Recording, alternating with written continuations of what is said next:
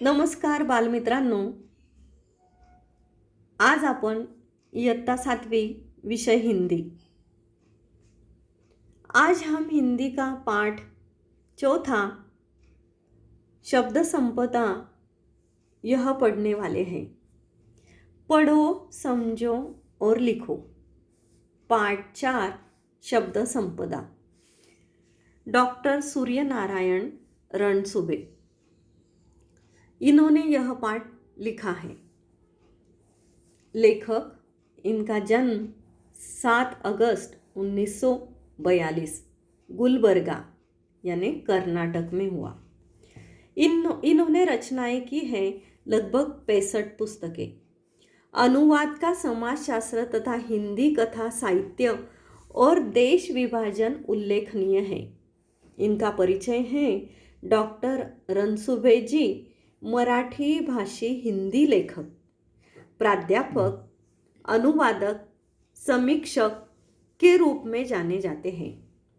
प्रस्तुत निबंध के माध्यम से लेखक ने शब्दों की शक्ति को दिखाते हुए इनकी संपदा को बढ़ाने के लिए जागरूक किया है।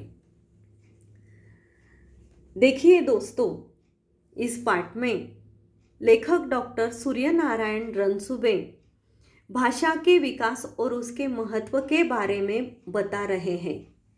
भाषा के कारण ही मानव संस्कृति का विकास संभव हो सका है।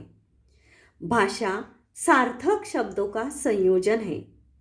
भाषा में शब्दों का बहुत महत्व है। शब्द मनुष्य को ज्ञान से जोड़ते हैं। मनुष्य को एक दूसरे से जोड़ते हैं।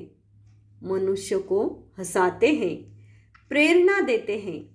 भाषा की समृद्धि के लिए वाचन आवश्यक है। शब्दकोश पढ़ने से भी शब्द संपदा बढ़ती है। आइए हम पाठ की ओर बढ़ते हैं। आदिम अवस्था से आधुनिक मनुष्य तक की विकास यात्रा का रहस्य किसमें है?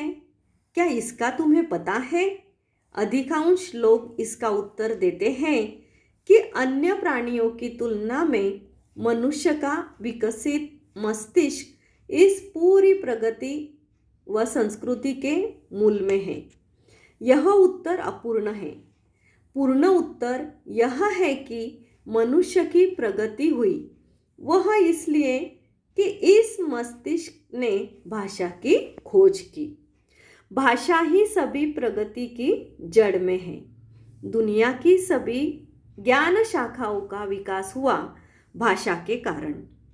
भाषा का अर्थ है सार्थक शब्दों का व्यवस्थित क्रमबद्ध संयोजन। दोस्तों, आदिम इसका अर्थ है आदिकाल में, और संयोजन इसका अर्थ है मिलाना। देखिए, आदिकाल से जब मनुष्य का यात्रा यानी जीवन शुरू हुआ, इसमें अधिकांश लोग इसका उत्तर देते हुए प्राणियों की तुलना में मनुष्य अधिक विकसित क्यों हुआ है? बताइए इस प्रश्न का उत्तर। तो इसका उत्तर है कि मनुष्य को विकसित इसलिए हुआ कि मनुष्य में मस्तिष्क की पूरी प्रगति हुई है, और मस्तिष्क होने के बाद मस्तिष्क के कारण ही भाषा की खोज लगी है। भाषा के कारण मनुष्य एक दूसरे के साथ जुड़ गए हैं। भाषा का अर्थ क्या बताया है? तो भाषा का अर्थ है सार्थक शब्दों का व्यवस्थित क्रमबद्ध संयोजन। हमने आपको बताया संयोजन यानी मिलाना, एक दूसरे के साथ जोड़ना। इसके कारण पहले भाषा का शोध लगा है, खोज हुई है, और उसके बाद इसका क्रमबद्ध जुड़ा हुआ है, जोड़ना हुआ है, और उसके कारण ही मनुष्य प्रगति की दिशा की ओर बढ़ा है। शब्दों का यह संसार बड़ा विचित्र है। शब्दों की ताकत की ओर हमारा ध्यान कभी नहीं जाता। शब्द ही मनुष्य को ज्ञान से जोड़ते हैं। शब्द ही मनुष्य को मनुष्य से जोड़ते हैं और शब्द ही मनुष्य को मनुष्य से तोड़ते हैं। देखिए बच्चों, यह शब्दों का बहुत बड़ा परिणाम आपने सुने तब आपको अनुभव आया होगा। आप बचपन से बहुत शब्द सुनते आ रहे हैं। इन शब्दों को हम प्रेम की भाषा भी बोलते हैं, गुस्से के साथ भी बोलते हैं। गुस्सा किया तो हमारे नकारात्मक शब्दों का उच्चारण बढ़ता है और हम एक दूसरे के लिए नकारात्मक शब्दों का प्रयोग करते हैं और उसी के कारण हमारे संबंध में कटुता आती है। और जब हमने प्यारे शब्दों का, सकारात्मक शब्दों का प्रयोग किया तो हम एक दूसरे के साथ अच्छे से जुड़े रहते हैं। यह है शब्दों की ताकत। विज्ञान की दृष्टि से तो अक्षर ध्वनि के चिन्ह है, निर्जीव है। मनुष्य ही उन्हें अर्थ देता है, जीवंत बनाता है। जब शब्द जीवंत हो जाते हैं तो फिर उनमें मनुष्य के विविध स्वभाव गुण आने लगते हैं। मनुष्य स्वभाव के जितने विभिन्न नमूने हैं उतने ही शब्दों के स्वभाव के नमूने हैं। जैसे कुछ लोग औरों को हंसाने का काम करते हैं, वैसे ही कुछ शब्द भी लोगों को हंसाते हैं। जैसे कुछ मनुष्य औरों को हमेशा तकलीफ देते हैं, वैसे कुछ शब्दों के उच्चारण मात्र से सामने वाला व्यक्ति व्यथित हो जाता है। सही बात है ये। कई बार तो ऐसे शब्दों को सुनकर वह रोने भी लगता है। कुछ लोग बड़े प्रिय होते हैं, वैसे ही कुछ शब्द भी बहुत प्रिय होते हैं। उन्हें बार बार सुनने की, गुनगुनाने की इच्छा होती है। एक और कुछ शब्द धोखा देने वाले होते हैं, कुछ निरर्थक होते हैं, तो दूसरी ओर कुछ शब्द बहुत सज्जन, सात्विक, सभ्य और सुसंस्कृत होते हैं। कुछ शब्द निष्क्रिय बना देते हैं कि कुछ मत करो, जो भाग्य में है वह तो मिल ही जाएगा, नहीं है तो नहीं मिलेगा। न्यूटन ने कहा है कि किसी भी काम की सफलता के लिए 90% परिश्रम की और 5% बुद्धि की और 5% संयोग की जरूरत होती है।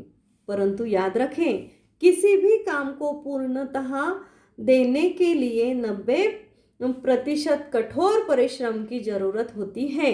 ऐसे शब्द जो हमें निष्क्रिय करते रहते हैं, उन्हें हमें अपने जीवन व्यवहार से निकाल बाहर करना चाहिए।